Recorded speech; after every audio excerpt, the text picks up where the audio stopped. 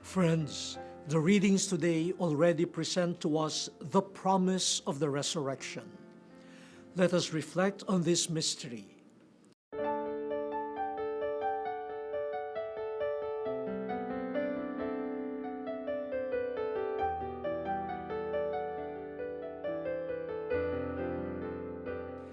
In St. Paul's letter to the Corinthians, we read, "If Christ was not raised from the dead, our preaching is in vain, and your faith is in vain."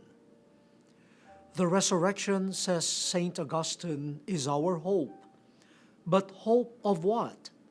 Hope of life with God and in God.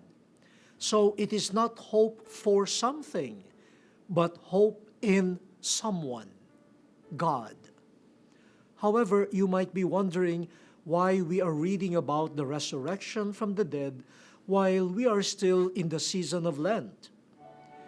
We should keep in mind that Lent does not only lead us to the commemoration of the passion and death of Jesus during Holy Week. Lent also disposes us for the celebration of Easter. Jesus, after dying on the cross in atonement for our sins, and after visiting hell to proclaim the good news of salvation to our forebears in the faith, rose from the dead to complete the saving work of God. New life in God is the culmination of his death.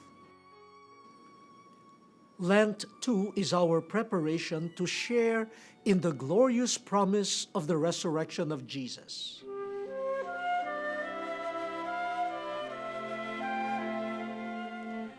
Now, while Lazarus' rising from the dead was a foreshadowing of Jesus' own rising from the dead, they were two different things.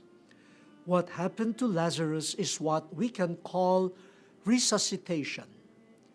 Jesus, after praying to God, brought Lazarus back to life after having been buried 4 days already. But Lazarus just resumed his earthly life, which had been interrupted by his death. He would succumb to death again one day. On the other hand, the resurrection of Jesus is not a return to usual life here on earth.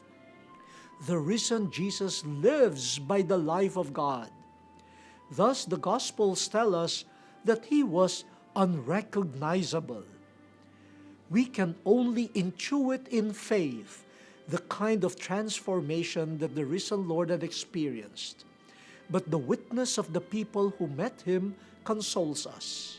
Mary Magdalene mistook him for a gardener. She asked, "Where did you bring my Lord?" Only when Jesus called her by name did she recognize her teacher. So Jesus' physical appearance was transformed, but his communion with Mary remained. It was the same experience of the disciples at Emmaus. They did not notice that it was Jesus who walked and conversed with them. They recognized him through the action associated with him, the breaking of the bread. The disciples at the cenacle had a distinct encounter. The risen Lord passed through the locked door. At one point, they thought it was a ghost. But then the Lord told them, "Look at my hands and my feet. See that it is I myself.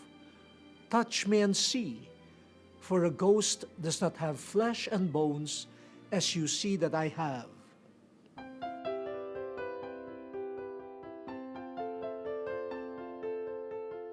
Friends, the promise of the resurrection is a transformed life in God. Even the human physical body becomes glorious when charged with God's life.